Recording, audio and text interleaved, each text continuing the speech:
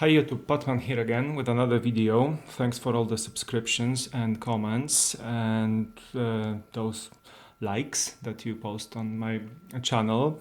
And today I have for you something that I have been waiting for a long time. It took over 1 month to get it, and it is the DYTAC SOCOM RC1 silencer, which is a replica of Surefire SOCOM556-RC sound suppressor.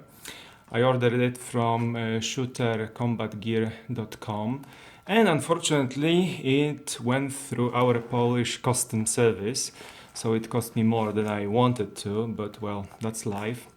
Our Polish government is seeking funding everywhere, so it's harassing us, AIRSOFTers, yeah? But anyway, let's just open this sucker up, yeah? Okay, let's see what we have here.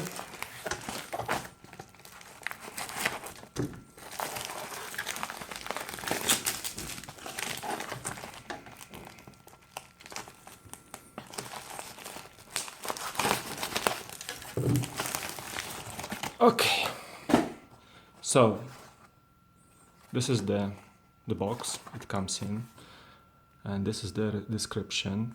It is said to be Cerakoted, as you can see, and it says flat dark earth. And I have to tell you that first impression, like weight wise, it's kind of heavy. It's kind of heavy in comparison to previous suppressors I had. It feels heavy. Okay, so let's have a look. Yeah. Okay, I don't know if you can see it. Okay, so this is the box. Well, you have your Cerakote sticker here, I think. Okay, and let's unwrap this baby.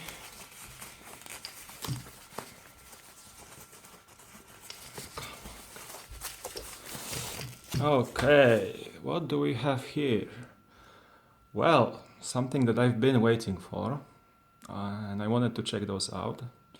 We have the markings, Surefire markings, as you can see.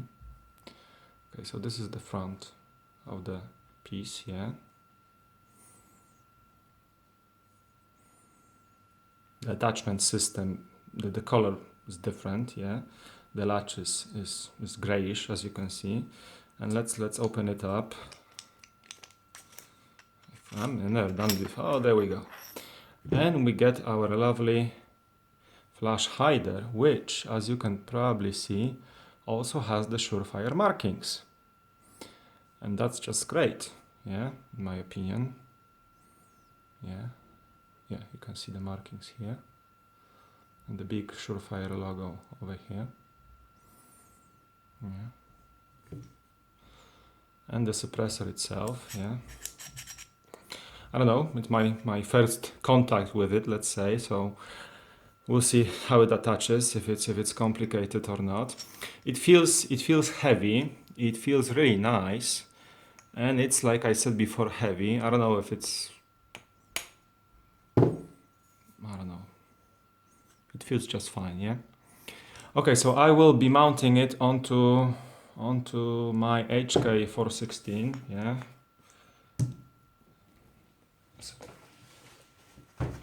Yeah, it will go here onto my HK416, but I will make a video later of that. Yeah. One thing I have to add is it's not a cheap piece of equipment. It cost 75 bucks plus shipment, so I paid around $92 for it, plus the import fees, unfortunately.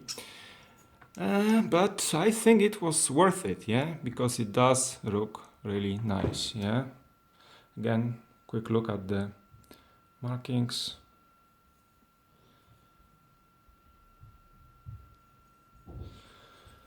Okay, so that's it, I think, yeah. Again, if you like the video, please share, subscribe, hit that like button, comment below.